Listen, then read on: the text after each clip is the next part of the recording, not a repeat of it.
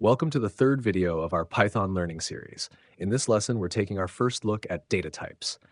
So far, we've only used variables and the print function, but that's already enough to understand how different kinds of information work in Python. Think of data types as the basic categories that help Python know what kind of value you're giving it.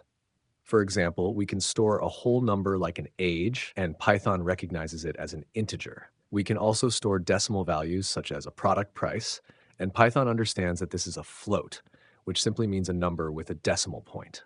Text is another type of data called a string, and it allows us to store words, names, or full sentences inside quotation marks.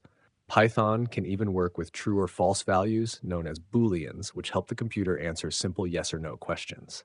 And finally, we have lists, which allow us to group multiple pieces of data together, like a small collection of fruits listed in one place. Knowing what type of data you're working with helps you decide what you can do with it, how to store it, and how to combine it with other pieces of information. Great job making it this far.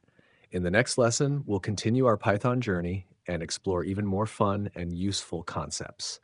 Let's keep learning together.